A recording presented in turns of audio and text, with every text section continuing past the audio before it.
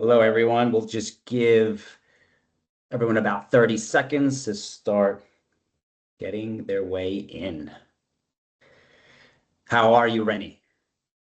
Doing well. And Gio, how are you? Doing well.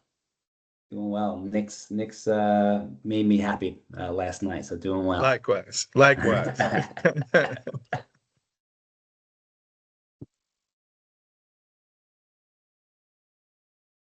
All right.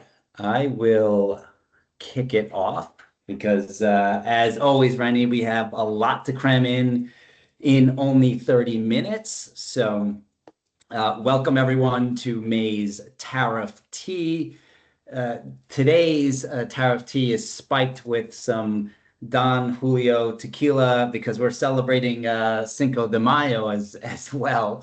So hopefully I didn't spike my tea too hard, Rennie, but we're actually amazingly, right, we're talking about tariff refunds, which many of us thought would never happen. So tequila and getting money back, I am in for that. So for those of you that are not drinking tequila and you can actually see the disclaimer here, just quick pause for the fine print. So as always, everything that we're covering today is meant to inform. It's not advice. This is not legal guidance, right? And like we always say, within this tariff environment where there's constant changes, your specific facts matter. So always validate decisions with your internal or external advisors. So let's get into it.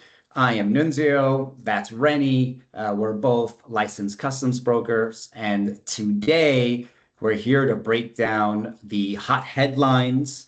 We're going to share a little bit about the CargoTrans Insider Brew, and then we're also going to walk through today's strategy spotlight, which, as most of you can guess, we're going to be talking about IEEPA tariff refunds. So we'll get us kicked off with the hot headlines, starting with Rennie, Section 232 overhaul, right? Previous, everyone was trying to figure out what's their derivative, what's their metal content, whether it's steel, aluminum, or copper. And so there's been this switch, right, in the playbook where now we went from content, right, tariffs on content, it was a 50% level to a full product value. So, as with any tariff shift or tariff change, and this is a Section 232 change, there's winners and there's losers, right? So, Rennie, can you give us some examples of what the winners and losers might look like in this instance? Is there more winners or losers, or what are we seeing so far? Well, you're absolutely right. It affects the trade in different ways, right? So let's just take the winners as the first example. Some winners that we can identify are companies who previously were importing products under the legacy 232 program for steel, aluminum, or copper, right? Where they did not know the actual amount of steel, aluminum, or copper content. They were, as a default, paying 50% on the full value of the entire item. Right now, for those same companies who cannot delineate the exact amount of steel, copper, and aluminum, they are now only paying 25% on the full value. So that would be an example of a winner. However, for companies who did know the amount of the steel, aluminum, or copper, they were paying 50% only on that content. And they represent the losers in this example because now they have to pay 25% not on that 5, 10, 15%, 20% content. They have to pay on the full value of that if, again, that content exceeds 15%. So we are looking at a situation where companies who have determine their landed cost. For example, where 20% of that item was steel, where they used to pay 50% on that 20%, now they are paying 25% on the full value of the item. Clearly, that's a representation of losers in this equation.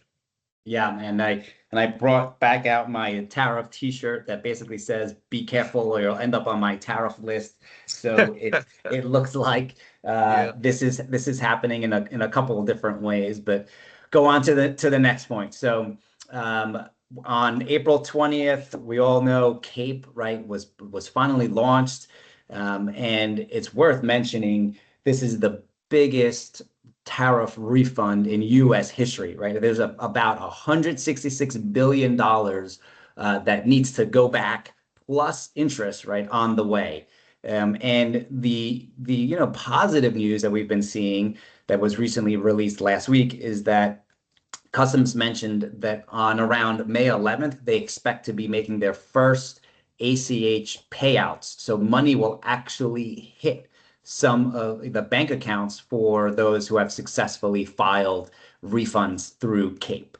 I think it was interesting to share, right, kind of like where this lands on different size organizations. So about a week ago, there was an earnings call, right, that Ford and GM were sharing with their shareholders, and Ford has 1.3 billion with a B that is due to come back in tariff refunds. GM at a $500 million, and at the same time, right, maybe there's a dilemma, I'll say it in quotes, Randy.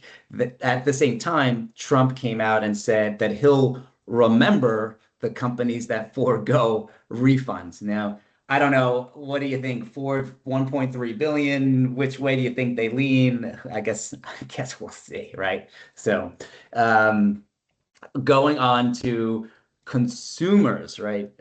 And I get this every day. I'm sure you get it too, because if you're known as the tariff guy and someone, that's a consumer that we all pay tariffs, are kind of asking, hey, do we get a piece in this? And so some of them are actually approaching, right, consumers or the second buyer after an importer brings it in. The importers, our customers, kind of saying, do I get my share? How does that work? How can we help with something like that if an importer is being tapped on, by their next upstream buyer, kind of requesting their share? Yeah. Well, it started back at the beginning of the tariff situation where the reaction from many importers were to pass on the additional tariffs to their customers. And in order to socialize that, they submitted a letter that basically says, listen, whether it is 15% or 20%, whatever that additional tariff is, we're going to pass that on to you because of these IEEPA tariffs. Well, to your point, those same customers who received those letters are now saying, hey, now that they were ruled, illegal, and you are going to be getting those back, what is your business strategy on recovery and refund sharing back to us? So, back in the inception of the tariffs, as trade compliance consultants and brokers, we received inquiries. What type of letters should we pass on to our clients? Well, we're receiving inquiries now. What type of letters should we pass on to the clients that we've passed these on to, who are asking for a share of that refund back? And, we think it's a best practice that there be some first type of business decision internally. How, if we've committed, because there are some companies who committed, if this would be refunded, we would share that refund. Well, you got to live up to that commitment. But even if you didn't say that, I think the socialization of how you as an organization will handle this going forward, again, needs to be customer specific, circumstance specific. Obviously, protect your financial interest, but the buzz is out there, right? That the rewards should be shared, and that I don't think is going to go away. That buzz is not just a quiet sound. It's a growing voice. Yeah, sure. And as we start to see some of these refunds hit accounts and that being publicized, I'm sure that voice gets louder. So, What about uh, me? right. So next, right, we had Section 1, the Supreme Court struck down IEPA. Section 122 came on pretty quickly, right? And that's that 10% kind of global tariff that expires July 24th, I believe. And so some of us have seen, and this is what happened a few weeks ago, there has been 24 different states plus some private importers that have argued on May 10th in front of a panel of 3 judges at the CIT. And the plaintiffs in this case are basically saying, this general trade deficit that exists doesn't qualify as an emergency. And they're also saying that the president is effectively setting a tax without approval from Congress, right? Does this sound familiar at all, Rennie? Have we heard this, before? So Yeah. and the government stance is, well, the statute does allow us to temporarily have kind of global tariffs to address economic imbalances. Um, where do quick prediction, where do we think this goes? Is this another another round 2 or 3 of CAPE? Yeah, well, I'm going to date myself, but this reminds me of an old Isley Brothers song called Here We Go Again, because this is a familiar scenario that I believe we will end up in a circumstance where that not only are the tariffs challenged, but there will be another CIT decision that will probably be challenged in the Supreme Court, and we could end up with a whole nother set of 122 CAPE refunds filing, right, as we go through this process.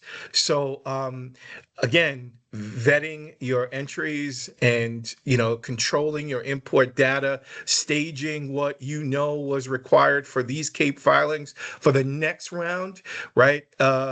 Be ready, right? Right. Because the challenge, and we participated in hearing these arguments with the CIT, and they were pretty strong from the state saying, hey, this does not meet the standing foundation. So I think they learned from the first challenge how to articulate that, and it was well presented. Yep. All right, here we go again, as you mentioned. So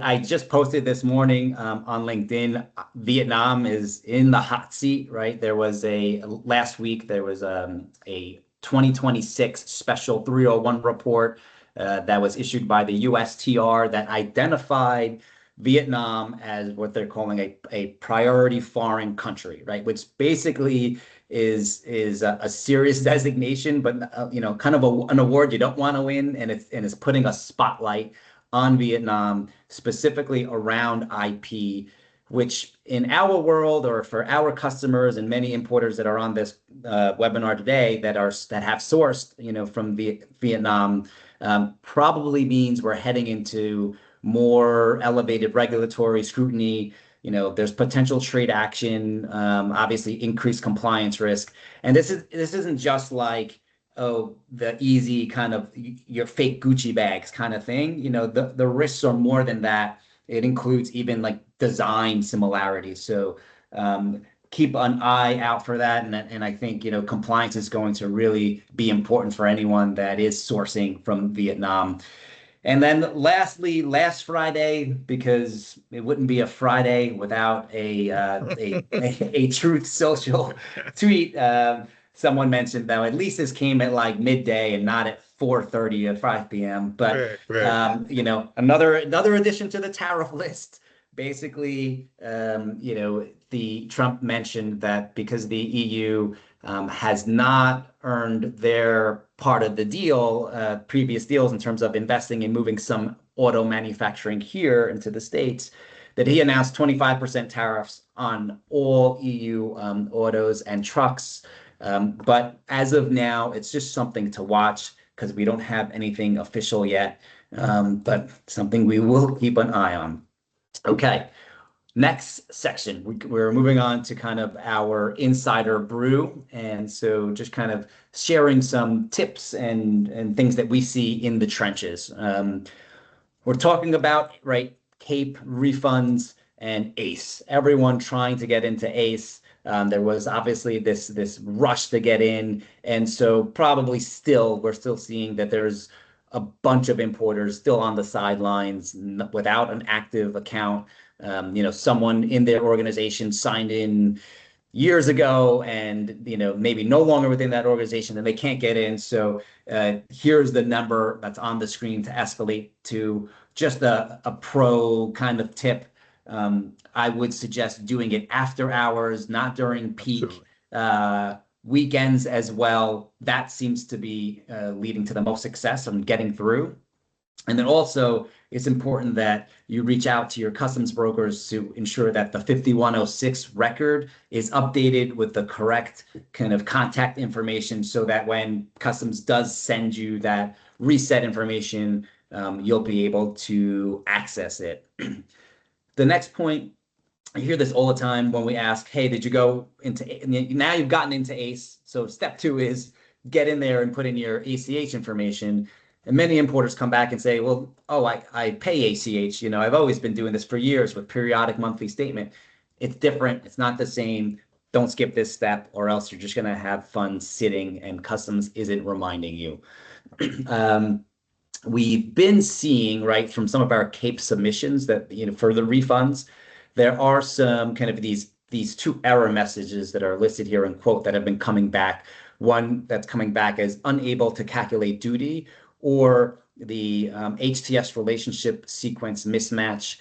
Just wanted to share with everyone, this is a known glitch by customs. And what's happening here, or what's causing most of these, is there was that period where the Supreme Court ruled the IEEPA tariffs illegal. There was kind of a 4 or 5 day period for actually to update their systems, for customs to update. So while that was happening, many of those IEEPAs were still being collected, were only paid probably in March. And so like a lot of those later IEEPA entries in that last week are being kind of pulled into this mismatch. So they know about it.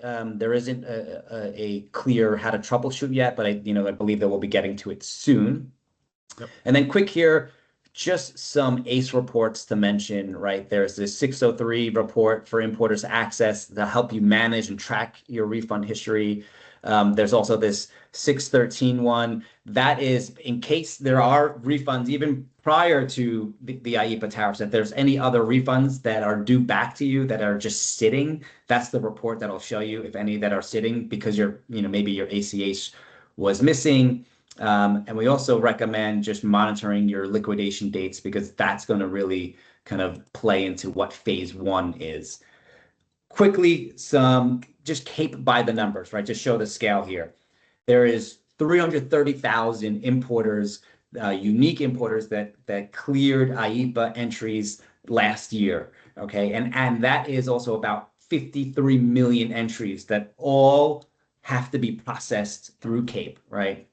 And so after the first week, Customs released some stats, and they said that they received about 75,000 CAPE claims, right? And those are for the returns.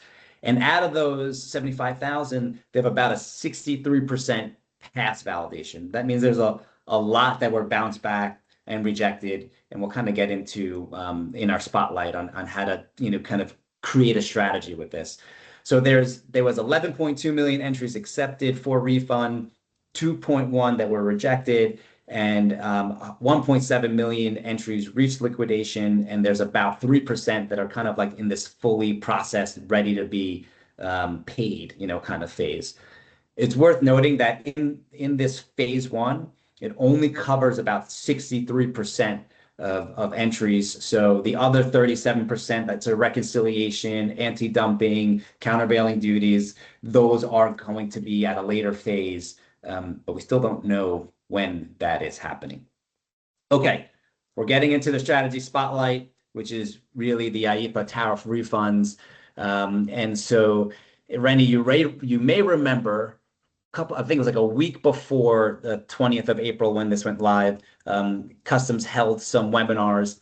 And in one of the webinars, Customs basically said, just upload the entry numbers and we'll do the rest.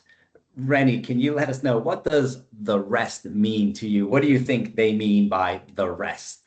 Sure. So it's important to understand that for Customs to process a refund, they have to liquidate the entry in order to issue the actual refund payment, which means they have to do a complete review, a final determination of value, classification, origin, all of the contents of that entry to make sure that the entry is liquidation worthy, which means this, though they have used the terminology of a verification, it is a customs audit.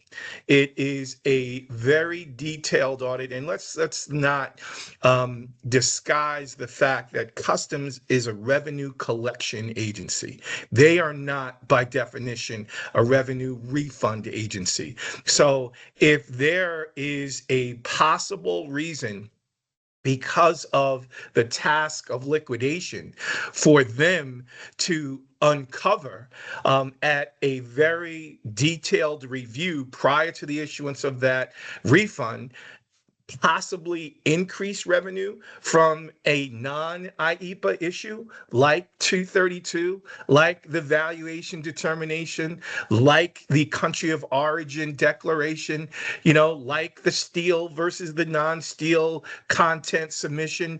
Those are things that Customs will utilize to possibly increase their revenue collection as opposed to simply cutting an electronic payment.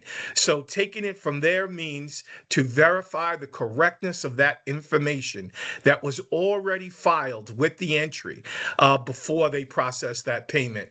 And I believe that was I don't want to say it was a mousetrap type scenario. However, to say, submit your information, we'll take care of the rest, again, is following up on what Customs believes is you've already affirmed the accuracy of that information at the time of Customs entry, because every importer makes that declaration with every entry summary.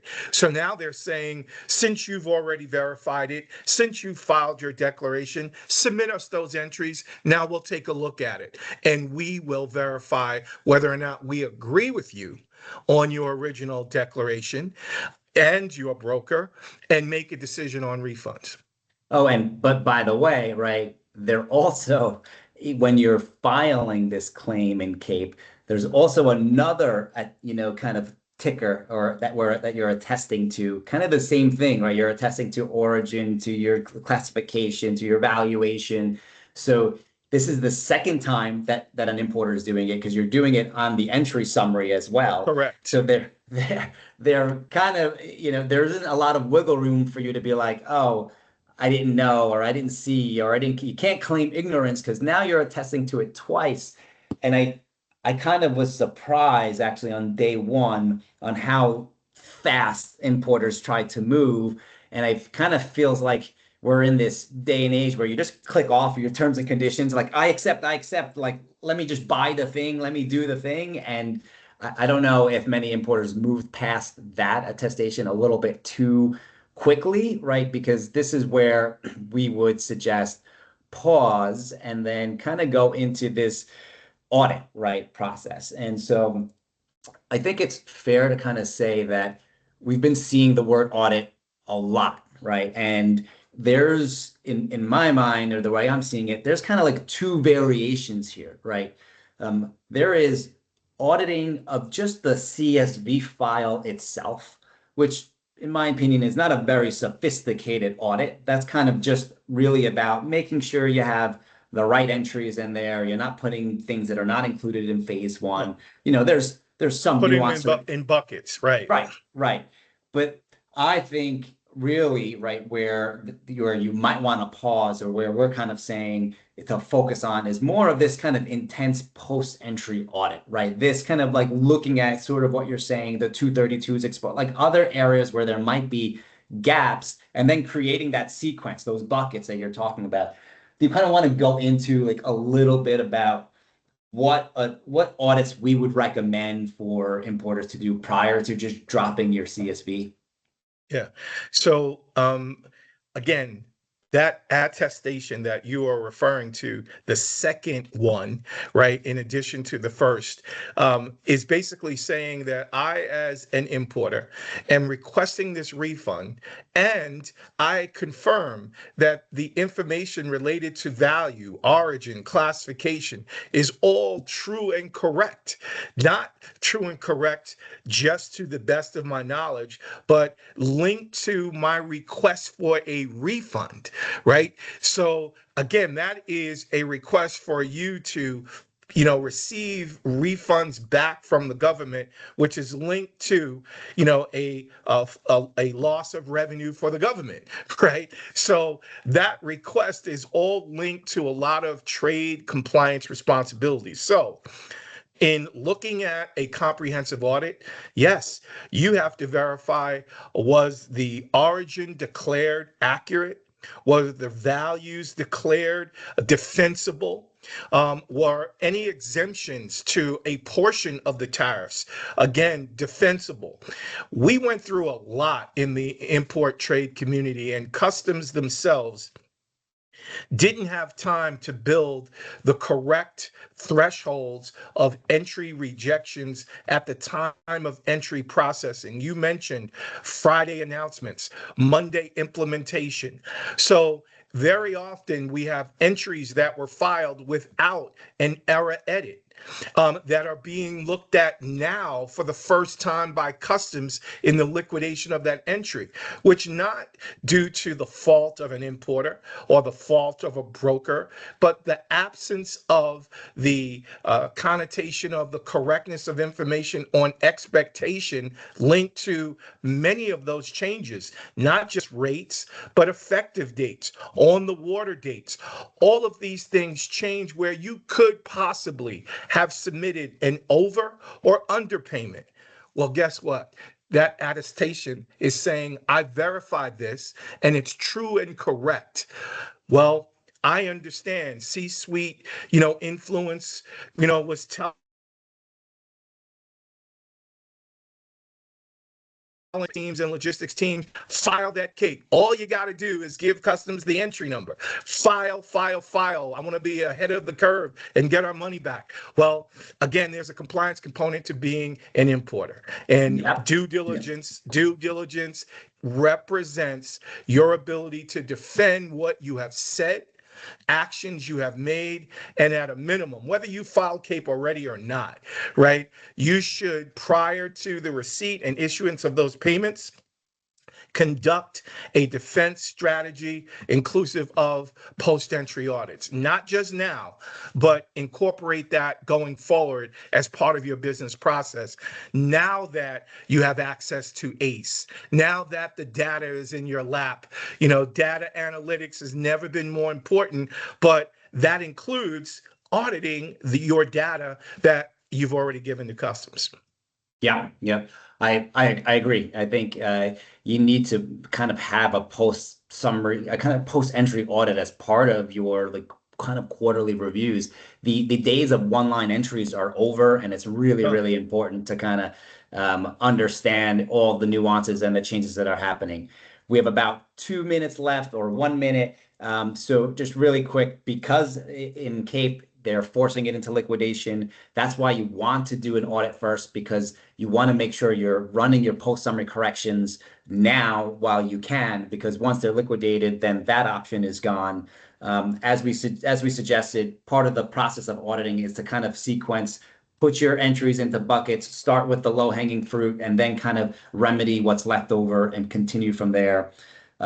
Fair to note that foreign importer records and many that switch to DDP, that those are valid. You can go and get claims for those Incoterms. So foreign importer records can do that. There's just a nuance where you need a U.S. bank account. So there needs to be an agent, which can be named in the 4811 with a U.S. agent with a U.S. bank account for where funds need to land.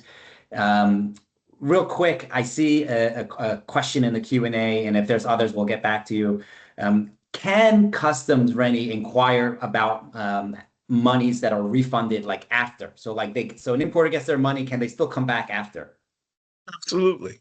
The liquidation of the entry doesn't mean that the issue is closed. It just means they reached a final determination. Remember, we have record keeping requirements that extend 5 years from the date of entry and or the date of the last customs action. So customs has time on their side to reliquidate, to review. I don't believe that this is going to be a one-time review and that they're done with it. That's $166 billion, that financial risk. Again, they are going to make sure, not only on this first go round, I believe that they are answering the CIT's request, putting a process in place, but to protect the revenue of the United States is one of their core responsibilities, and they're not done with that yet. Great. Thank you. We're at time. So thank you all for spending time with us today. That's the tea for now. And tune in next month because I'm sure we'll have some more updates. Thank you all. You got it. Take care.